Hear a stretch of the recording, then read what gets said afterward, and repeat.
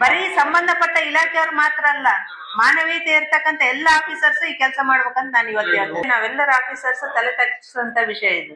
ಹಂಗಾದ್ರೆ ನಾವೆಲ್ಲ ಇಡೀ ತಾಲೂಕು ಆಡಳಿತ ನಾವೆಲ್ಲ ಕಣ್ಮುಚ್ಕೊಂಡು ಕೂತ್ಕೊಂಡಿದ್ವಿ. ನಾನು ಮೊನ್ನೆ ತಾವೆಲ್ಲ ದಿನಪತ್ರಿಕೆಗಳಲ್ಲಿ ಗಮನಿಸಿರ್ಬೋದು, ನಾನು ಗೊಲ್ರಟ್ಟಿಗೆ ಹೋಗಿ ಅವರ ಒಂದು ಪದ್ಧತಿ ಏನಿತ್ತು, ಡೆಲಿವರಿ ಆದವ್ರನ್ನ ಹೊರಗೆ ಬಿಡೋದು. ಅದಕ್ಕೆ ತಾವು ಎಲ್ಲರೂ ಸೇರಿ ಅದೇ ಒಂದು ಸಮುದಾಯದಲ್ಲಿ ಯಾರಾದ್ರೂ ವಿದ್ಯಾವಂತರಿದ್ರೆ, PhD ಮಾಡಿದವರು ಇರ್ತಾರೆ ಅಥವಾ ಪ್ರೊಫೆಸರ್ಸ್ ಇರ್ತಾರೆ, ಅವ್ರನ್ನ ಕರ್ಕೊಂಡು ಹೋಗಿ ಯಾಕೆ ಅವ್ರ ಜೊತೆಗೆ ಸಮಾಲೋಚನೆ ಮಾಡಿಸ್ಬಾರ್ದು ನೀವು? ಈಗ ಏನಾಗ್ತದೆ ಗೊತ್ತಾ, ಈಗ ಒಬ್ಬ ಗರ್ಭಿಣಿಯನ್ನ ಹಾಗೆ ಅವೈಜ್ಞಾನಿಕವಾಗಿ ಊರಿಂದ ಆಚೆ ಇಡ್ತಕ್ಕಂಥ ಈ ಪದ್ಧತಿ ಇನ್ನೂ ಜೀವಂತವಾಗಿದೆ ಅಂದ್ರೆ ನಾವೆಲ್ಲರ ಆಫೀಸರ್ಸ್ ತಲೆ ತಗ್ಗಿಸುವಂತ ವಿಷಯ ಇದು. ಈಗ ನಾಳೆ ಏನಾದ್ರೂ ಆ ತಾಯಿನ ಅಲ್ಲಿ ಮಲಗಿಸಿದಾಗ ಮಳೆ ಗಾಳಿಗೆ ಅಥವಾ ಏನೋ ಒಂದು ಅವಘಡ ಆಯ್ತು ಅಂತಂದ್ರೆ ಅಲ್ಲಿ ಸ್ಥಳೀಯ ಮಹಿಳಾ ಶಾಸಕಿ ಇದ್ದು ಕೂಡ ಒಬ್ಬ ಹೆಣ್ಮಗಳ ರಕ್ಷಣೆ ಕೊಡಕ್ ಆಗ್ತಾ ಇಲ್ಲ ಅಂತಕ್ಕಂಥದ್ದು ರಾಜ್ಯ ಮತ್ತು ರಾಷ್ಟ್ರ ಮಟ್ಟದಲ್ಲಿ ಇದು ದೊಡ್ಡ ಸುದ್ದಿ ಆಗ್ತಕ್ಕಂಥ ಚಾನ್ಸ್ ಐತೆ. ಮತ್ ನಾವ್ ಏನ್ ಮಾಡ್ತಾ ಇದೀವಿ? ಯಾರು ಯಾಕೆ ಪ್ರಯತ್ನ ಮಾಡ್ತಾ ಇಲ್ಲ? ಅವ್ರಿಗೆ ಮನವೊಲಿಸ್ಬೇಕು. ಈಗ ಸಮುದಾಯದಲ್ಲಿ ಕೆಲವೊಂದು ಆಚರಣೆಗಳು, ಸಂಪ್ರದಾಯಗಳು, ಪರಂಪರೆಗಳು ಇರ್ತವೆ. ಆ ಆಚರಣೆ, ಪರಂಪರೆ, ಸಂಪ್ರದಾಯಗಳಿಗೆ ನಾವು ಗೌರವಿಸೋಣ.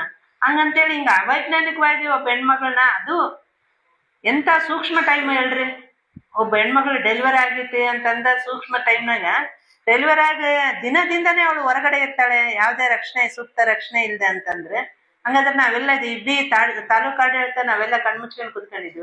ಅವ್ರಿಗೆ ಹೋಗಿ ನಾವೆಲ್ಲ ಕನ್ವಿನ್ಸ್ ಮಾಡ್ಬೇಕಲ್ಲ, ಅದ್ರ ಬಗ್ಗೆ ಸಂಶೋಧನೆ ಮಾಡ್ಬೇಕಲ್ಲ. ನಾನೇ ಎಷ್ಟೋ ಕಡೆಗೆ ನೋಡಿದ್ದೀನಿ, ಓದಿದ್ದೀನಿ. ಯಾಕೆ ಅಂತಂತಂದ್ರೆ ಅದಕ್ಕೊಂದು ವೈಜ್ಞಾನಿಕ ಹಿನ್ನೆಲೆನೂ ನನಗೆ ಗೊತ್ತಾಯ್ತು ಮೊನ್ನೆ. ಏನಂತಂದ್ರೆ ಆಗಿನ ಕಾಲದಲ್ಲಿ ಇವ್ರು ಕುರಿಗಾಯಿಗಳು ಇರ್ತಾರಲ್ಲ, ಅವರೆಲ್ಲ ಕಾಡು ಮೇಡುಗಳಿಗೆಲ್ಲ ಓಡಾಡ್ತಿದ್ರು. ಓಡಾಡಿ ಬಂದ ತಕ್ಷಣ ಎಲ್ರು ಯಾರೇನ್ ದೊಡ್ಡ ಮನೆಗಳು ಇರ್ಲಿಲ್ಲ, ಸಣ್ಣ ಸಣ್ಣ ಗುಡಿಸಲುಗಳಾಗೆ ವಾಸ ಮಾಡ್ತಕ್ಕಂತಾರ. ಅವಾಗ ಅವ್ರೇನ್ ಮಾಡಿದ್ರು, ಇಲ್ಲಿ ನಾವೆಲ್ಲೆಲ್ಲೋ ಸುತ್ತಾಡಿ ಬಂದಿರ್ತೀವಿ, ನಮ್ಮ ಜೊತೆಗೆ ಕ್ರಿಮಿಕೀಟಗಳು ಅವೆಲ್ಲ ಬಂದಿರ್ತವೆ. ಅದಕ್ಕೆ ಈ ತರ ಸೂಕ್ಷ್ಮ ಪರಿಸ್ಥಿತಿಯಲ್ಲಿ ಆ ಹೆಣ್ಮಗಳು ಮನೇಲಿ ಇರೋದ್ ಬೇಡ ಅಂತೇಳಿ ಅವ್ರು ತುಂಬಾ ವೈಜ್ಞಾನಿಕವಾಗಿ ಆಲೋಚನೆ ಮಾಡ್ತಿದ್ರು.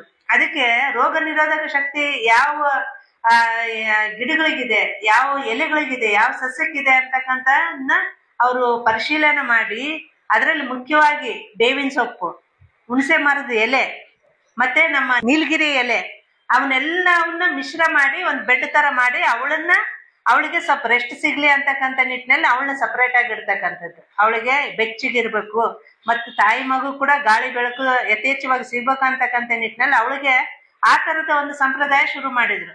ಇವ್ರು ಬರ್ತಾ ಬರ್ತಾ ಬರ್ತಾ ಸಂಪ್ರದಾಯದ ಹೆಸರಿನಲ್ಲಿ ಇವತ್ತು ನಾನು ಹೋಗ್ತಾ ಇದ್ದೀನಿ, ಅಲ್ಲಿ ಹೆಣ್ಮಗಳಿಗೆ ಕೆಳಗಡೆ ಏನಿಲ್ಲ, ಸುಮ್ನೆ ಮೇಲೆ ಒಂದು ತಾಡ್ಪಲ್ ಹಾಕ್ಬಿಟ್ಟಾರ, ಅವಳನ್ನ ಒಳಗ್ ಬಿಟ್ಬಿಟ್ಟಾರ. ಈಗ ನವಜಾತ ಶಿಶುಗೆ ಆರೈಕೆ ಮಾಡ್ಬೇಕಲ್ಲ, ನಾವಾದ್ರೆ ಎಷ್ಟು ಇದು ಮಾಡ್ತೀವಿ ಮನೆಗಿದ್ರೆ. ಆ ತರದ ಒಂದು ಹೆಣ್ಣು ಮಗಳನ್ನ ಹಂಗೆ ಬಿಟ್ಟಾರ ಅಂತಂದ್ರೆ ನನಗೆ ತುಂಬಾ ಬೇಜಾರಾಯ್ತದ ಅವತ್ತು ಹೋಗಿದ್ದು. ಈ ತರದ್ದೆಲ್ಲ ನಾವ್ ಹೇಳ್ಬೇಕಲ್ಲ ಅವ್ರಿಗೆ. ಇಲ್ಲ ಆದಂಗ ಆಯ್ತಂತ ಬರ್ತಾ ಬರ್ತಾ ಬರ್ತಾ ಅದು ಸಡ್ಲಿಕ್ಕೆ ಆಗಿ ಲಾಸ್ಟ್ಗೆ ಇದಕ್ ಬಂದತ್ತದು, ತಾಡ್ಪಾಲಿಗೆ ಬಂದತ್, ತಾಡ್ಪಾಲ್ ವಚ್ಚ ಸ್ಥಿತಿಗೆ ಬಂದತ್ತದು. ನಾನ್ ಕೇಳ್ದೆ ಅಲ್ಲಿ ಎಷ್ಟೊಂದ್ ಜನ ಹೆಣ್ಮಕ್ಳಿಗೆ ಇದು ಪದ್ಧತಿಯಿಂದ ವೈಜ್ಞಾನಿಕ ಹಿನ್ನೆಲೆ ಏನಾದ್ರು ಐತಾ, ನಿಮ್ಗೆ ಏನಾದ್ರು ಗೊತ್ತಿಲ್ಲ ಅಂದ್ರೆ, ಇಲ್ಲ ನಮ್ಮ ಮನೆಯವ್ರು, ನಮ್ಮ ತಾತ ಮುತ್ತಾಜ ಅವ್ರು ಹೊರಗಿಡ್ತಿದ್ರು, ನಾವು ಹೊರಗಿಡ್ತೀವಿ ಅಷ್ಟೇ. ಆತರ ಸಂಶೋಧನೆ ಮಾಡಿದವ್ರನ್ನ ಕರ್ಕೊಂಡು ಹೋಗ್ರಿ, ಅವ್ರು ಮನವರಿಕೆ ಮಾಡ್ತಾರೆ. ಇಲ್ಲ ಹಿಂದೆ ವೈಜ್ಞಾನಿಕ ಕಾರಣ ಹೇಗಿತ್ತು, ನಮ್ಮವರೆಲ್ಲ ಅದಕ್ಕೆ ಈ ತರ ಮಾಡ್ತಿದ್ರು, ಇವತ್ತು ನೀವು ಅದನ್ನ ಮಾಡಕ್ ಹೋಗ್ಬೇಡ್ರಿ, ಅವ್ರಿಬ್ರಿಗೆ ನಾವು ಕಾಳಜಿ ತೋರಿಸ್ಬೇಕು ಈ ಟೈಮ್ನಾಗ ಅಂತಂದ್ರೆ ನಾವು ಮನವರಿಕೆ ಮಾಡ್ಬೇಕಲ್ಲ.